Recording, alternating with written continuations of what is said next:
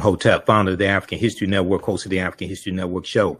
It is Saturday, June 1st, 2024, and we are live, and I wanted to come on for a few minutes and invite you to join me at our online school for our multi-week online history course that I teach called Ancient Kemet, the Moors, and the Maafa, Understanding the Transatlantic Slave Trade, what they didn't teach you in school. We have another class session that we have starting today in a few minutes. And we deal with thousands of years of history and what leads up to the transatlantic slave trade taking place. I do a PowerPoint presentation. We have book references, articles, video clips. And we deal with thousands of years of history. And we look at chronologically what leads to the transatlantic slave trade taking place and what's the impact of it, okay? There are 15 different books that we reference, 200 slides, over 200 slides that I put together. Some of the things we look at are the impact of Juneteenth and how a lot of Americans don't understand Juneteenth and the significance of it, but also the fact that slavery didn't end on June 19th, 1865. And I've done extensive presentations on that. I'll be speaking at some Juneteenth presentations here in the Detroit area. We talk about ancient Africa and who Imhotep was. We deal with things like the 1619 Project and what the 1619 Project gets wrong about the African presence in America, because Africans were here in the land we call the United States of America, going back at least 51,700 years ago. These were the Khoisan, and we did not first come to this country conquered and shackled in chains, conquered by Europeans. That's misinformation. Yes, 1619 did happen, but before 1619, there was 1526 in the South Carolina, Georgia area, and that was an attempt by the Spanish to set up a settlement. That attempt failed, but there were about 100 Africans that were taken into that area, and we're going to overthrow our oppressors.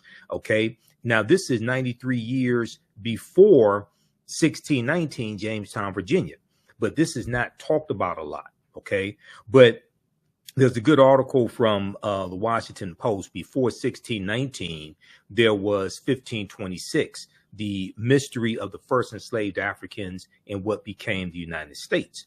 But even before this, even though this history right here is important, okay, don't get me wrong, but even before that, there were African people that were here. So I talk about Dr. David Imhotep. And the book, The First Americans Were Africans, Documented Evidence, in the class. And this book is significant because it deals with the African presence going back at least 51,700 years. And these were the Khoisan, who come from Southern Africa, and they go all around the world. They're the ancestors to the Ainu and the Twa. They go all around the world. They were here in the land that we call the United States of America as well. Now, I've interviewed Dr. David Imhotep a number of times on the African History Network show before he passed away. He became an ancestor in late 2023. But his book is phenomenal, and his subsequent book, The First Americans Were Africans, Revised and Expanded. Okay, that's the second book. But if we look at this here, he talks about the discovery by Dr. Albert Goodyear made in 2003, I think it was 2003, in Allendale County, South Carolina. Okay. And Dr. Albert Goodyear and his team discovered 13 different types of evidence thoroughly documenting an African presence in this country going back at least 51,700 years ago. They found artifacts, architecture, campsites, carvings, Egyptian writings, footprints in lava, genetic M17D haploid groups dealing with DNA and genetics, linguistics, paintings, skulls, skeletons, structures, and tools. His book is backed up by 713 footnotes, as well as, it was 2004, 713 footnotes, as well as 7 peer-reviewed articles as well. Now, a lot of people try to invalidate this evidence and this research because they want to operate based upon the Clovis culture um, theory, and that the first humans that came to this land that we call the United States of America were Native Americans, and it's the Clovis culture discovery in New Mexico, and that dates back somewhere around 15,000 years ago. Okay, somewhere around 13,000, 14,000 BC or so. Okay, but this discovery blows that out the water, and these would have been African people. Now, when I interviewed Professor Manu and Pim, March 31st, 2024, we got into this discussion of this African presence prior to the Clovis culture. And he was talking about archaeological discoveries, and some of them I was familiar with. And I brought this one up. And we also talked about the one in Brazil that pushes the date of Homo sapiens in Brazil in South America back at least 100,000 years ago. Okay, so the deeper they dig, the blacker the planet gets, the more research they do, the older we get. So before we can start talking about the transatlantic slave trade, you know, to understand the existence of something, you must first understand the pre-existence of existence, right?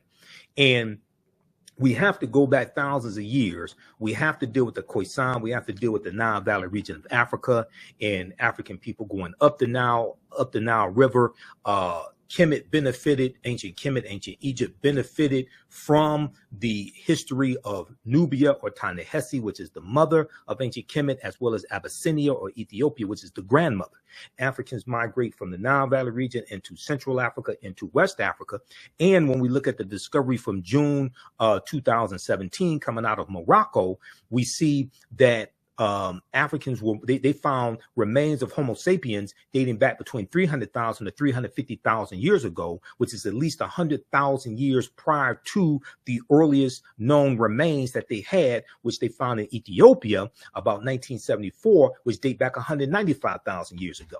So as more archaeological discoveries come out, what they're finding is that all of this is much older than they originally thought. And Africans were migrating out of the Nile Valley region of Africa much earlier than they thought as well. Okay, so one of the things that we look at in the class are archaeological discoveries, so we can properly frame this conversation. Okay, you can't start the history with African people already in slavery, shackled in chains, being dehumanized, being raped and things like this. You can't start there. We have to go back, and we're dealing with a history before Europeans even come into existence. We're dealing with a history before Europeans even come into existence. Now, these are two Khoisan sisters right here. And you can, this excerpt comes from, deals with a study from Science, that was published in Science magazine, October 2012. It was a genetic study that found that the Khoisan in Southern Africa are the oldest ethnic group of modern humans, with their ancestral line originating about 100,000 years ago. Now, this is before Europeans come into existence, before Native Americans come into existence. The Khoisan, formerly called by the derogatory term Bushmen, are genetically unique, and no other currently known population had separated so early from our common modern human ancestor, according to the report.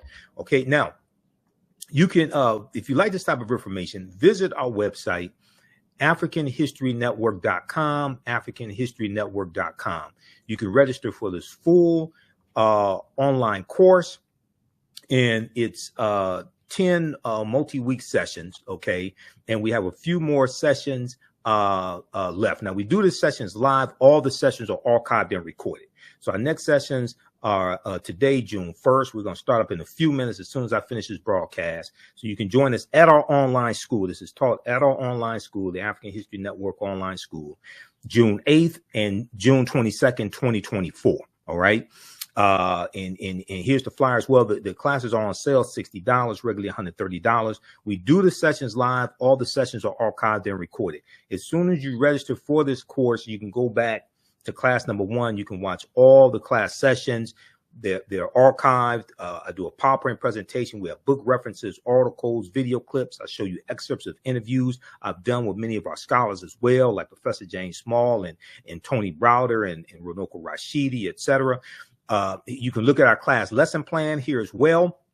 I've been teaching this class on and off since 2007. I've been studying history 34 years. I put together an extensive class lesson plan that takes you through each class session to show you an outline of the type of content that we cover. You can download the class lesson plan as well to help you in your studies, help you in your research also. Okay. We have a preview of the class here as well.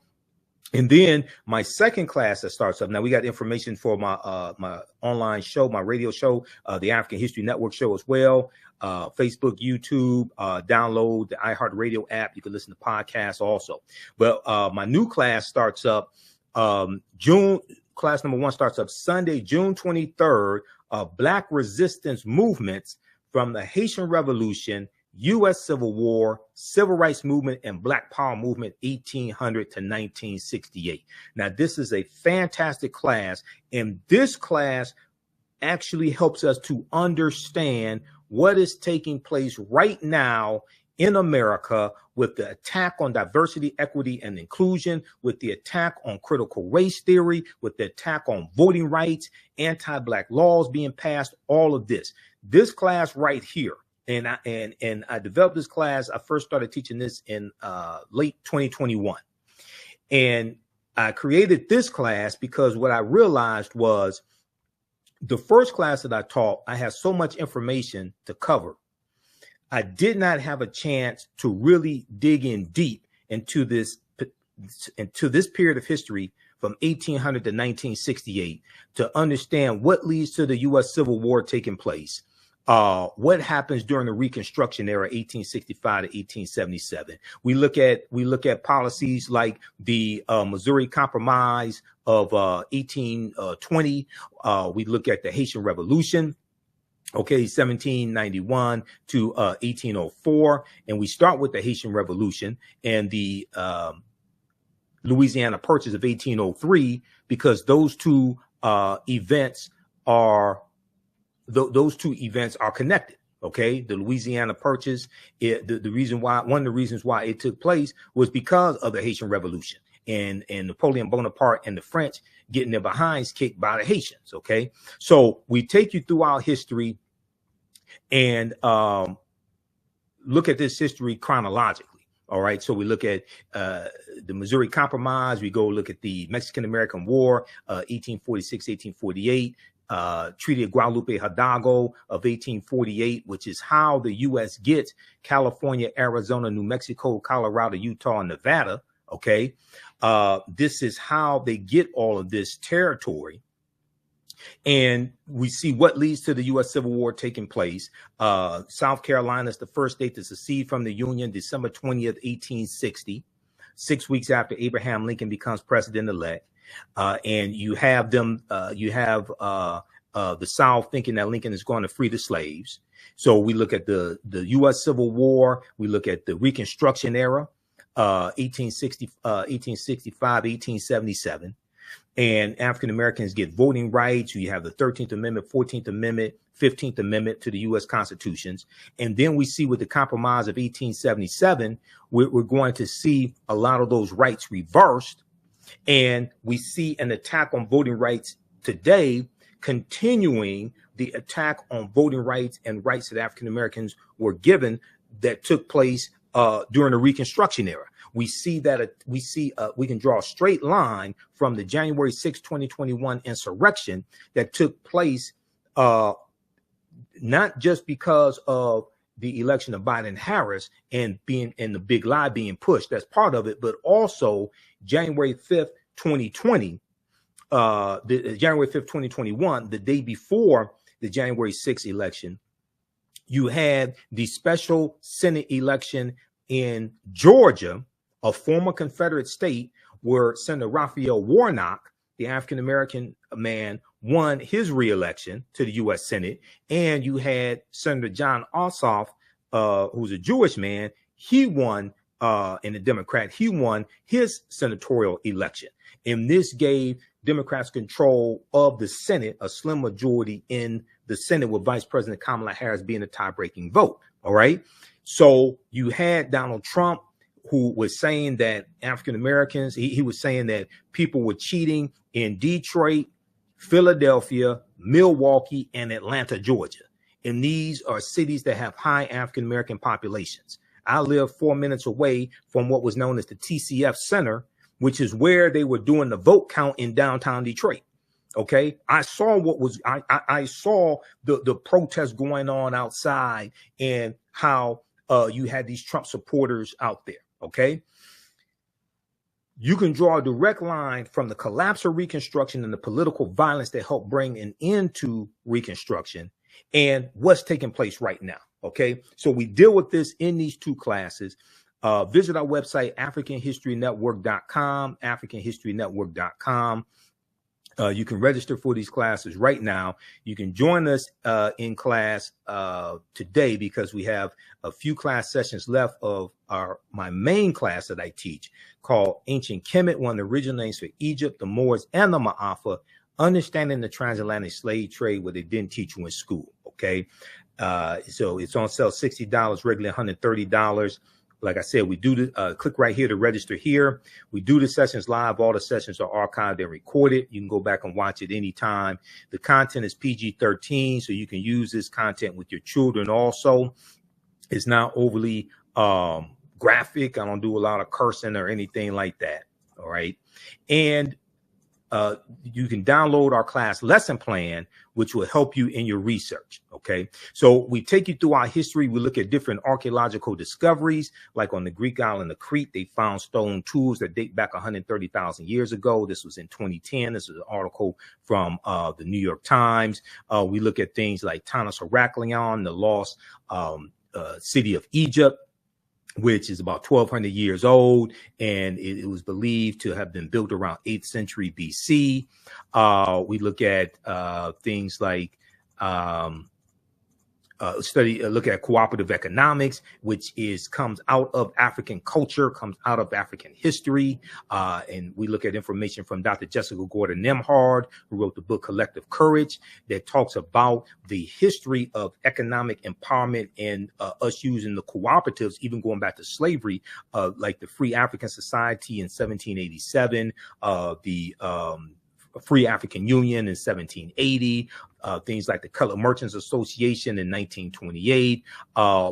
We have a deep, rich history of cooperative economics, okay, and economic empowerment. And these are principles that we brought with us from Africa, okay. And then we will go and continue to look at archaeological discoveries like this one here. This is the one I mentioned, dealing with Morocco. We're older than we thought. New find pushes human origin back 100,000 years. Now, this is a good article from NBCnews.com that talks about Homo sapiens, remains of Homo sapiens being found in Morocco that date back 300,000 to 350,000 years ago. Okay, so we'll take you through different archaeological discoveries. Then we'll look at ancient civilizations. Whether we talk about ancient Kemet, whether we talk about Nubia or Ta-Nehisi. We'll look at, we'll talk about the Olmec civilization as well. And Dr. David Imhotep talks about the Olmecs in the First Americans for Africans documented evidence. And he talks about the ancient Egyptian Mandinka Olmec connection. And he deals with how the Olmecs were a mixture of these three. It was an intermixing of these three that give you the Olmecs. Okay. We'll talk about the Freemasonry in Egypt of the West and how ancient Africa influences the United States.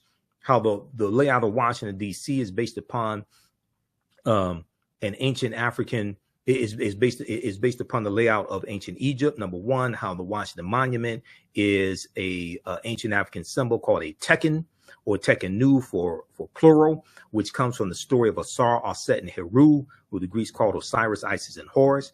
And you see there were about 1,200 Tekkenu in ancient Kemet. Today, they're less than 12. They've been taken to other parts of the world as well, some of them like London, England, New York City, and Paris, France. There's a good article from FaceToFaceAfrica.com called Cleopatra's Needle, how 3 ancient Egyptian obelisks ended up in New York City, London, and Paris. Okay, FaceToFaceAfrica.com. And this deals with Asar, Aset, and Heru, who the Greeks called Osiris, Isis, and Horus. When you look at the Black Madonna and Child, okay, the Black Madonna and Child comes from that story of the trilogy, okay, ancient Asar, Aset, and Heru. And we see our stories told over and over again over thousands of years, adapted to various people's cultures. All right. When we look at Freemasonry, we see the teachings from the ancient Egyptian mystery system or ancient Kemetic mystery system that are going to be taken into Europe by the Africans known as the Moors. And then those teachings are going to go underground after the Knights Templar are disbanded. And then they're going to resurface as the Yorkshire Rites of the Freemasons and other groups of Freemasons. And we know that 50 of the 56 signers of the Declaration of Independence were Freemasons. So, and we know George Washington was a Freemason as well. The word Mason is derived from the Latin words mass and sun. Mason means child of light and expresses the desire to pursue light, which is a metaphor for the sun, which symbolizes knowledge. The term child of light or sons and daughters of light was first used to identify students who had completed 42 years of study in the temples of ancient Kemet. Many Masonic temples were modeled after the temples of ancient Kemet, places where light or knowledge was imparted in a series of steps or degrees. Now, if you read Egypt on the Potomac by Tony Browder, pages 18 and 32, this is one of the books we use in the class. He deals with this, okay? And we show you don't have to buy any of the books if you don't want to. We show you excerpts of the books on the screen. But we look at information like this, take you throughout history, and we see the influence on America from ancient Africa, all right? We look at things like why is Christmas celebrated on December 25th and how that's related to the winter solstice, how that's all dealing with astronomy, okay? And then we'll go through, and one of the things we look at is the movie, the African influence in the movie Black Panther, which is a deep movie on multiple levels. I've done extensive research on the film Black Panther, okay? And the language spoken in the film Black Panther is isiXhosa, which is a Bantu language. Wakanda is a real word. Wakanda comes from the Sioux Indian language and Omaha Ponca language, and means possesses secret powers, but it's also an Osage word as well. We know is also Kikongo also, because we know Kanda means family in Kikongo. So it's a Kikongo word as well, which is a Bantu language. We know in Wisconsin, there is a Wakanda Water Park that's been there for decades. I went and did extensive research to prepare to be able to do my presentations on the film Black Panther. Okay. So the film Black Panther is deep on multiple levels. But we'll go through and look at civilizations like Carthage, in Northern Africa, in where Tunisia is, and we'll talk about Hannibal Barca and the Battle of Cannae in 216 BC, fighting against the Romans, and then we'll look at the history, some of the history of the Moors, and the Moors going into Europe in 711 AD, settling in the lower Spain, or what was called the Iberian Peninsula then, and the Moors referred to it as Al-Andalus. Al-Andalus, which basically means to walk on the spiritual path or walk in the spiritual light. One of the books that we look at in the class and cite excerpts from is Golden Age of the Moor, edited by Dr. Ivan Van Sertima, which is one of the best books dealing with the history of the Moors. Okay, so we'll go through and look at this history and talk about people like General Tariq ibn Ziyad, who invades the Iberian Peninsula 711 AD. And this is when the Moors go in. They do a reconnaissance mission in 710 AD. They go in 711 AD, and they're fighting against the Vandals and the Visigoths. Okay, one of the things that a lot of people don't know is on the Greek island of the French island of Corsica and these Italian island of Sardinia, they have African Moors heads on their national flags because the Moors were in those areas. They were defeated, but it took a monumental effort to defeat them. Okay, And this is why those African Moors heads are on those flags. We'll talk about people like Mansa Musa, and we'll deal with the three great African civilizations, Ghana, Songhai, and Mali. Mansa Musa was the richest man in the world, who also is similar to T'Challa, T'Challa the Black Panther, who's the richest man in the Marvel comic universe. There was a good article from history.com, the official website of the History Channel, called "This 14th Century African Emperor Remains the Richest Person in History." This is from March 19th, 2018, the month after the film Black Panther came out. And this is Europeans admitting this history. Okay, they say in the vast fictional universe of Marvel Comics, T'Challa, better known as Black Panther, is not only king of Wakanda, he's also the richest superhero of them all. And although today's fight for the title of wealthiest person alive involves a tug of war between billionaire CEOs, the wealthiest person in history, Mansa Musa, has more in common with Marvel's first black superhero. Mansa Musa became ruler of the Mali Empire in 1312 AD, taking the throne after his predecessor Abubakar II, for whom he'd served as deputy, went missing on a voyage he took by sea to find the edge of the Atlantic Ocean.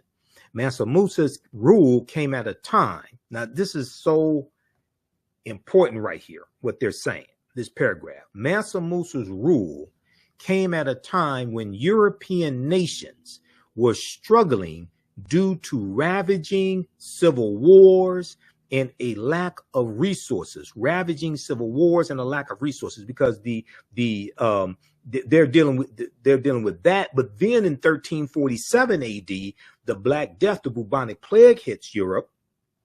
We just talked about that last class. And from 1347 to 1400, Europe loses between 1/4 to 1/3 of their population. Okay, the Black Death, the bubonic plague, Europe loses somewhere between 25 million to 75 million people. Mansa Musa's rule came at a time when European nations were struggling due to raging civil wars and a lack of resources. During that period, the Mali Empire flourished thanks to ample natural resources like gold and salt. Okay, so we're going to see how the 800-year occupation of Europe by the Africans known as the Moors are going to lead to Cristobal Colon, Cristoforo Colombo setting sail August 3rd, 1492, late in the same year that the African Moors lose control of Granada, January 2nd, 1492, their last stronghold, their last Spanish stronghold. Okay, and it's going to be August 2nd, 1492, that the Spain expels the Sephardim, the Sephardic Jews, the day before Columbus set sail. Now, Columbus was trying to get King Ferdinand and Queen Isabella to finance his voyage for about 7 years. So we'll go through and look at what Columbus was looking for, how all this happened. And one of the things that we have to understand is Columbus never came to the land that we call the United States of America. The closest he came here was Cuba, which is 90 miles away.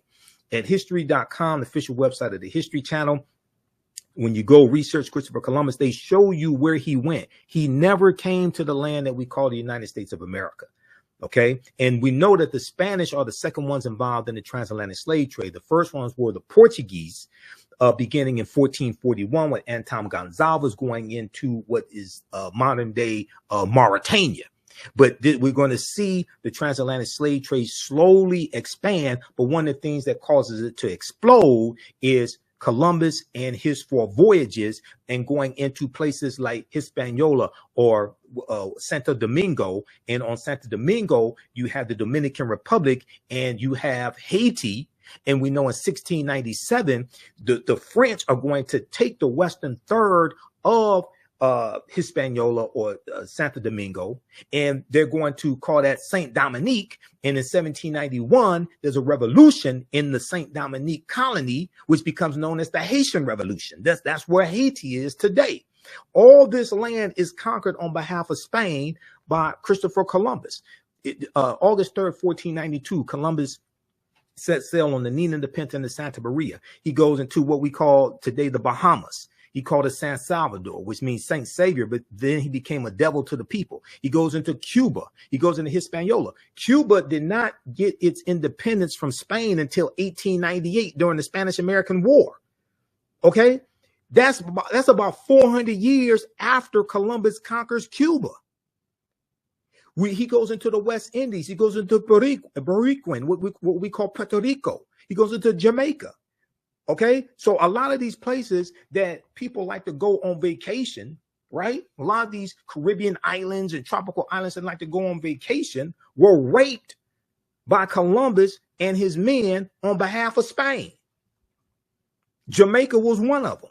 Puerto Rico was one of them. He goes into Trinidad. He goes into Venezuelan mainland, South America. He goes into Panama and Honduras, right? So when we see things taking place in this world today, like with Haiti, in the conflict in Haiti, we can trace that right back to these colonizers. This is why understanding history is so important, because your understanding of politics is directly related to your understanding of history. And unfortunately, many Americans don't understand either one. Okay, so we'll look at the influence of Columbus, and then Columbus and his 4 voyages are going to lead to King Charles V and the Asiento de Negros. Okay, King Charles V and the Asiento de Negros, August of 1518. And this drastically expands the transatlantic slave trade.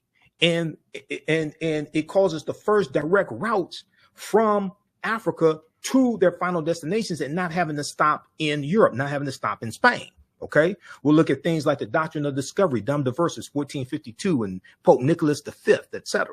So this is a deep history. So we go through and look at this history chronologically as much as we can. Okay, so register for this class: Ancient Kemet, the Moors, and the Maafa. Understanding the transatlantic slave trade, what they didn't teach you in school. We're going to do it a lot of history you've never heard before. People like Bartholomew de las Casas.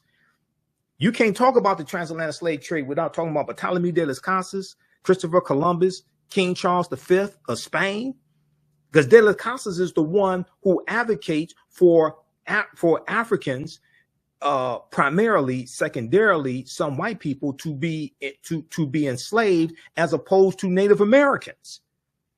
He's the one that proposes this, and he traveled on some of the voyages with Christopher Columbus. Right Reverend Bishop Bartholomew de las Casas. Now, de las Casas is going to quickly regret that and fight against the transatlantic slave trade, but it's too late. This thing has exploded.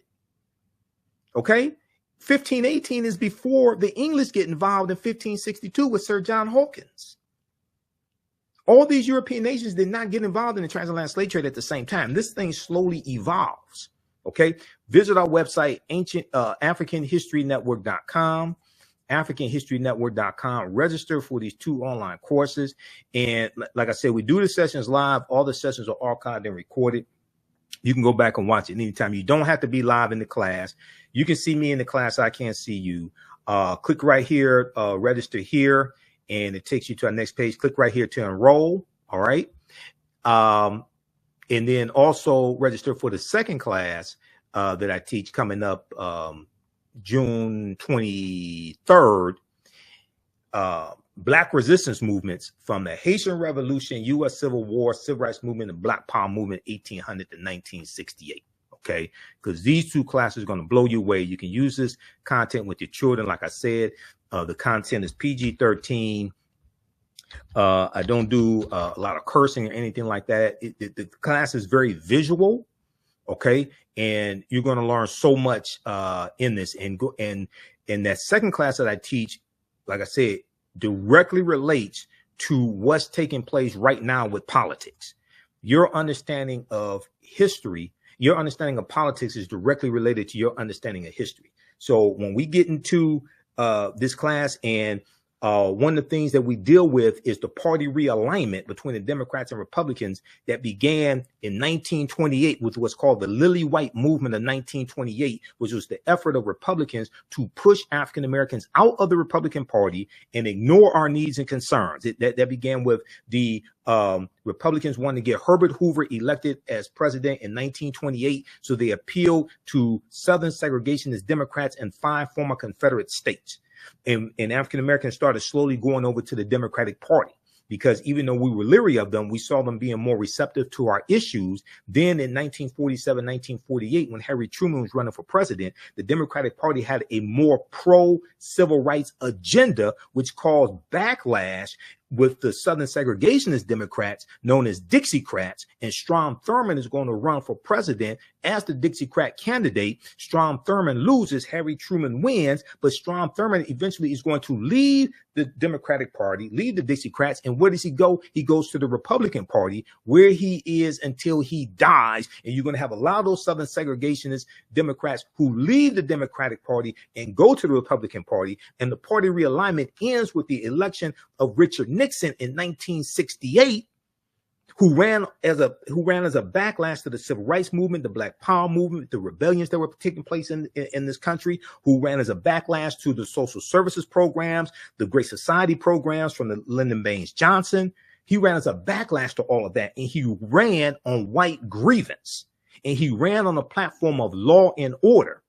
And law and order, when you hear people talk about this like Donald Trump, law and order, who was friends with Richard Nixon, that means protect white people and lock up African Americans. When you hear that, okay? And then June 17th, 1971, what does Richard Nixon do? He declares the war on drugs. That's where the war on drugs begins. I did an extensive presentation, a 2-hour lecture dealing with the history of the war on drugs and the origins of it. That goes back to June 17th, 1971, where Richard Nixon, after he wins the election in 1968, after he lost the presidential election in 1960, the president to John F. Kennedy, and Nixon ran on this backlash. Ronald Reagan, 1980, wins on a backlash against African Americans. This is a deep history. Your understanding of politics is directly related to your understanding of history. So when you see me on Roland Martin Unfiltered, and I've been on Roland's show almost every week since October 2020, almost 4 years. The reason why I can talk about politics is because I understand history. So you see me providing historical and political analysis because I understand both of them. I teach this history.